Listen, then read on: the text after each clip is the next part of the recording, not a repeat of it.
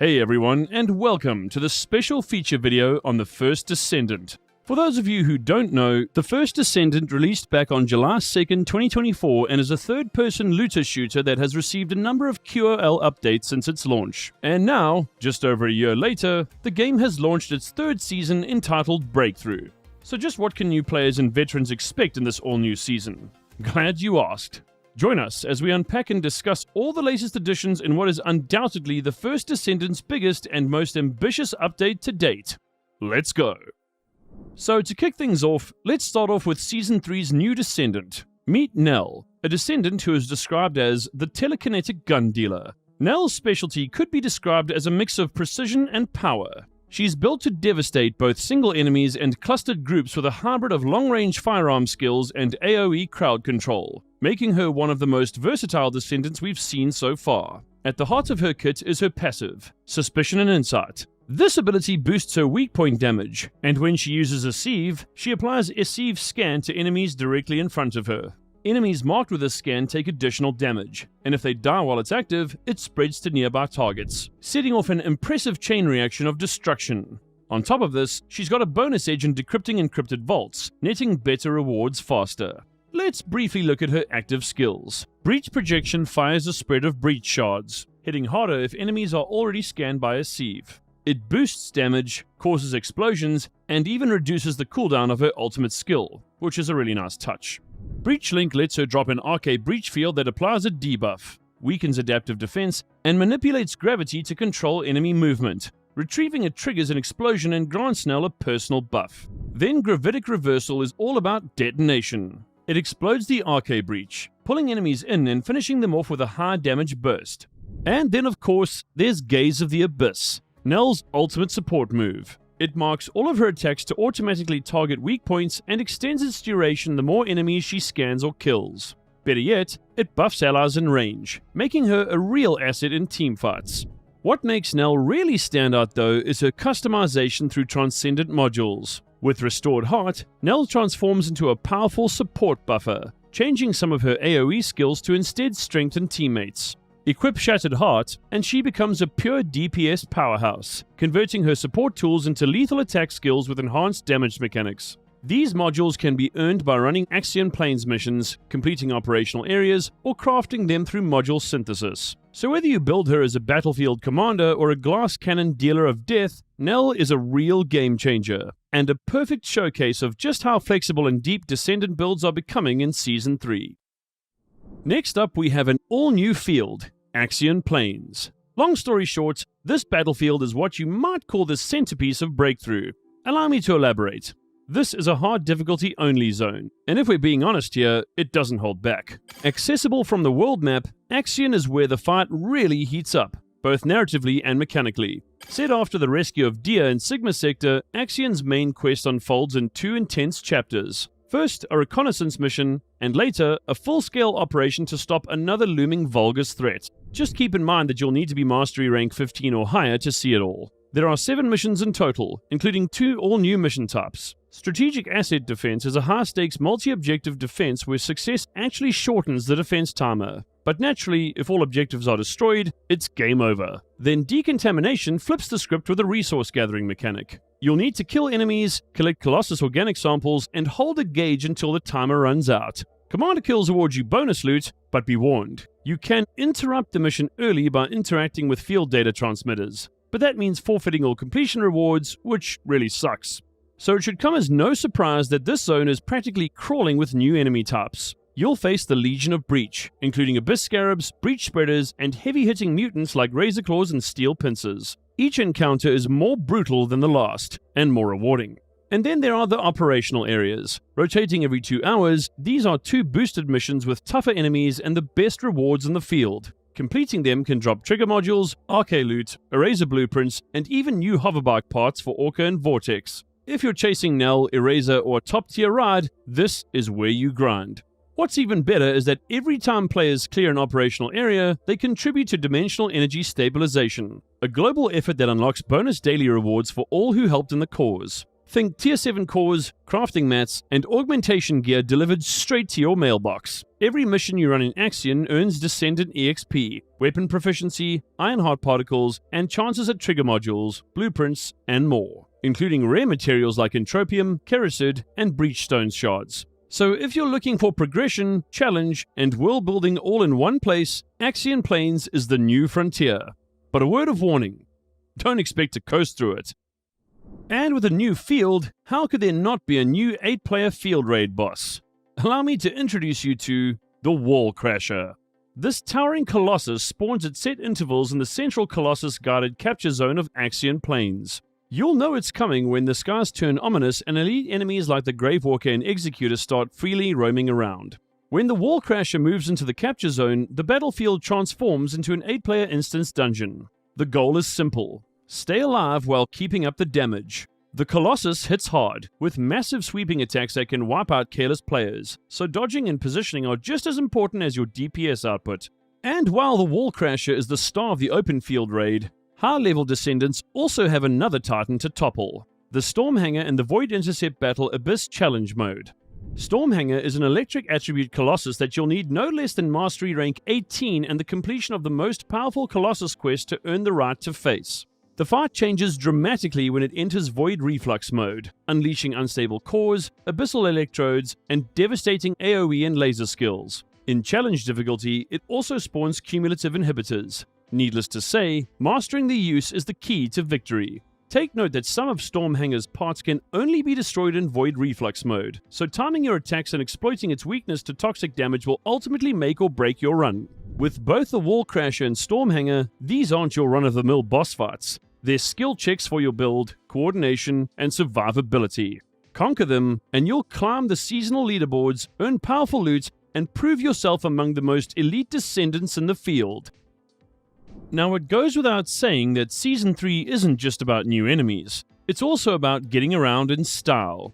With Breakthrough, Descendants will get to try out the Hoverbike, and to sweeten the deal, there are 3 variants: the Glide 4, Orca, and Vortex. You'll get your first taste of hover travel with the Glide 4, which you can unlock by completing a dedicated quest. Remember that, once unlocked, vehicles are managed from your inventory's Manage Vehicles tab. There is a catch though. Once you equip a vehicle, you can't unequip it entirely, only swap it for another. Summoning it is as simple as hitting your mount key, letting you cruise across the battlefield instead of jogging everywhere like it's still day one. And as you might have guessed, these aren't just cosmetic rides. Hoverbikes can be enhanced. Each enhancement boosts your bike's base performance, from speed and handling to durability. You'll earn Mastery rank EXP for every upgrade, making your ride not only faster, but a step forward in your account progression. Enhancement levels require specific crafting materials, specially treated alloy, insulating nuts, alloy bearings, and high conductivity wire, as well as gold. At lower levels, costs are modest, but by level 10, you'll be looking at hundreds of materials and over 1.5 million gold. At enhancement milestones, that's levels 2, 4, 6, 8, and 10, your bike gains additional performance options, which you can re-roll through modification. Modifying also takes materials and gold, so you'll want to plan out whether you're chasing raw speed, better handling, or other bonuses. With the Glide 4 as your starter, and the Orca and Vortex as premium options, hover travel isn't a simple convenience. It's a progression system all its own. So whether you're speeding to a raid, skimming over terrain between objectives, or just flexing on your fellow Descendants in the hub, the new hoverbikes are here to make every journey feel a little more sci-fi. Season 3 brings a new layer of exploration to the Axion Plains with the arrival of Void Axium. While roaming the field, or even speeding around on your hoverbike, you might spot glowing Void Axium supply boxes. Just get close and you'll automatically collect them. These respawn regularly, so farming them is as easy as making a loop through your favorite spots. But Void Axium isn't intended to serve as a meaningless collectible. It actually ties directly into the Dimensional Breach system. Whenever players intercept the Wall Crasher world boss, the breach stabilization reading goes up. Even if the raid fails, it'll still tick upward a little. When the Dimensional Breach alert ends, the total stabilization level grants buffs to all Descendants. These can range from plus 3% to plus 30% more Void Axium rewards, research time reductions, or even extra Arche Factor EXP. Think of it as a community-wide progress bar with weekly resets every Thursday. You're all in this together, Descendants. There's also a ranking system tracking your personal contribution to stabilization based on damage dealt to the wall crasher. Place high enough, and you'll earn the Axion Prime Challenger Medal, which carries into the next contribution cycle. Beyond that, there are new activities on the Axion Plains. Mobile energy monitoring is essentially a timed racing course for your vehicle. The faster you finish, the better the one-time rewards, and there are a total of 6 starting points to discover. Then there's the Axium Drop Zone. Chunks of Void Axium literally crash to the ground, drawing monsters directly to the impact site. The location appears on your map, and you've got a short window to clear enemies and claim rewards. Higher completion grades means more materials, with grade A resulting in the biggest haul. Afterward, you can still interact with the fallen Axiom itself for an extra loot burst, even if you didn't join the fight. Between collecting Void Axiom, boosting Dimensional Breach stabilization, and chasing drop events, the Axion Plains offer a constant rotation of activities that reward both personal effort and group success. Breakthrough also introduces an entirely new layer to your Descendant builds, the Arche trigger system. This system adds a special trigger module slot to each Descendant, letting you equip unique modules that activate extra effects whenever you use certain skills. You'll unlock it by completing the Unlock Arche Trigger subquest, available once you hit Mastery rank 15. After that, you'll need to unlock the slot for each Descendant at Prime Hands, which takes a few resources. This includes things like crystallization catalysts, an energy activator, hitting Arche tuning level 40, plus some refined Axiom and Kappa shards. Once the slot is open, you can equip a trigger module from a dedicated settings screen. These modules come in different types. Some activate based on skill tags, others trigger whenever any skill is used. They can roll with common, rare, or ultimate random options, so there's a loot hunt element in chasing the best stats. You'll even see a glowing effect on the linked skill icon so you know which ability is being enhanced. Trigger modules drop from various activities, the Axion Plains missions, operational areas, and big encounters like the Wall Crasher. You can also favorite the ones you like so you don't accidentally dismantle them. And while you can break them down for Kappa shards, you can't enhance or combine them. The real draw here is the build variety. With trigger modules, you're not just tweaking numbers, you're adding skill-based procs that can chain effects, amplify damage, or even boost utility. And because the slot is unique to each Descendant, you can create very different playstyles across your roster. How's that for endless options? This is one of those systems that'll reward experimentation, and if you love min-maxing your loadouts, the Arche Trigger is going to keep you busy for a very long time. With the new Arche Trigger system comes the first batch of 9 unique trigger modules, each designed to supercharge specific playstyles. These are more than mere stat sticks. They trigger special effects when you use skills in certain ways. Some focus on offense and crowd control. For example, Battering Ram turns clash-type skills into mini earthquakes that lower enemy defense and draw aggro.